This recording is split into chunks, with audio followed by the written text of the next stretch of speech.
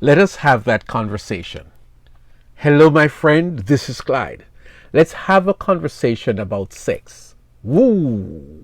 You can't believe it, can you? As Christians, we're all aware that it is everywhere, literally and figuratively. And so we do need to talk about it and bring some sanity to the matter within the Christian community.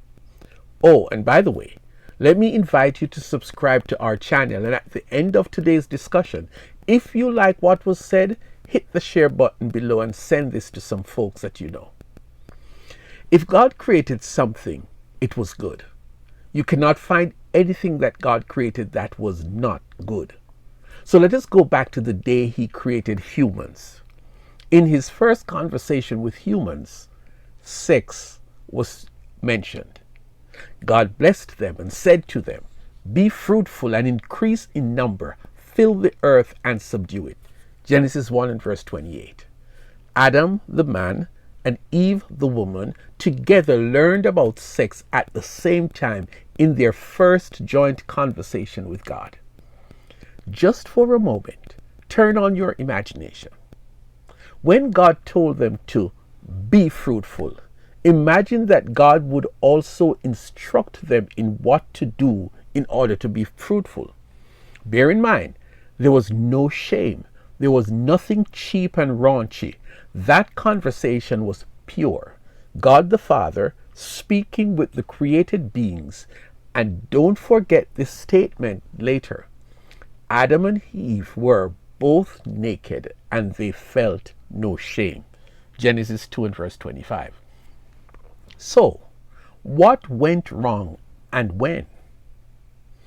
It always takes us back to the conversation between Eve and the serpent, and the outcome of that conversation was that immediately after they ate the forbidden fruit, the eyes of both of them were opened. Catch this. And they realized they were naked. So they sewed fig leaves together and made covering for themselves. Genesis 3 and verse 7. That's weird, isn't it? These two are the only humans on planet Earth. Only a minute before eating the fruit, they were naked and felt no shame. But right after they ate this fruit, their eyes were opened and they realized they were naked, and they covered up their nakedness. From whom? It has been problematic ever since. What really happened? Sin entered the perfect world and contaminated not just the garden, but the heart of the humans. And now we have versions and versions of sin. Therefore, just as sin entered the world through one man and death through sin, and in this way death came to all people because all have sinned. Romans 5 and verse 12. If everything was contaminated by the one sin, then it stands to reason that sex, which God told the man and woman about earlier, that too came under the contamination reality.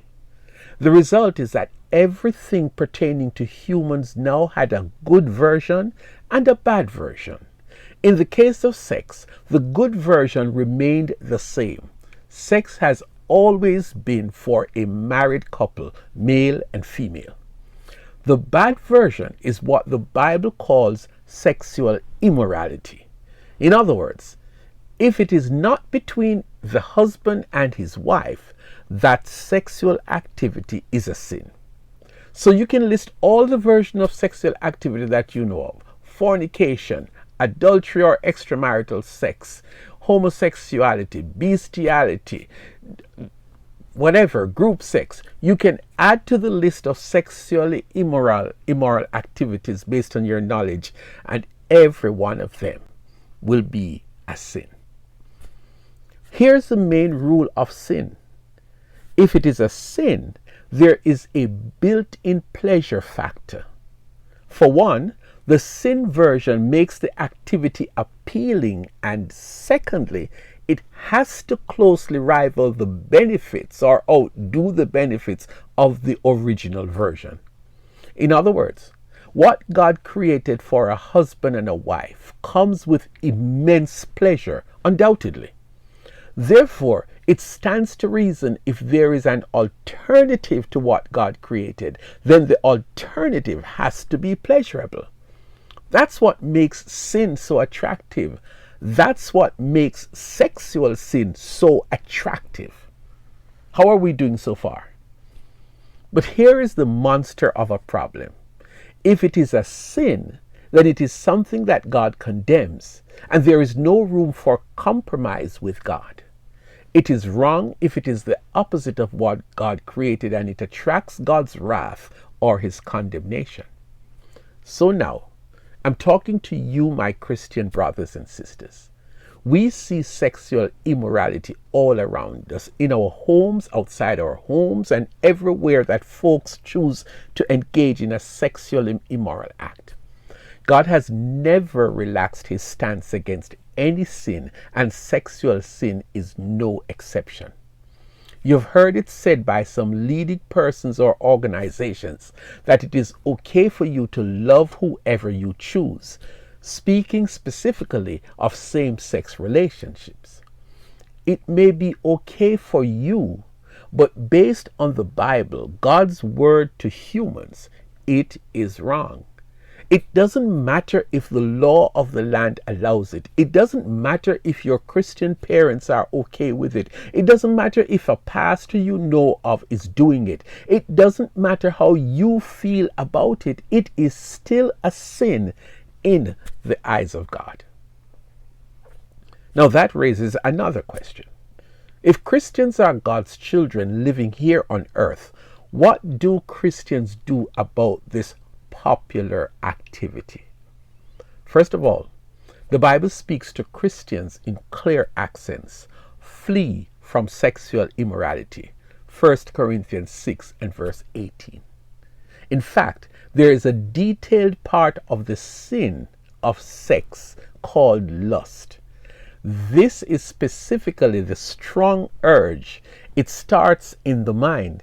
It is when I start to think about it because of a thought that entered my head, or a visual, or an urge, and it lingers pleasurably in my mind.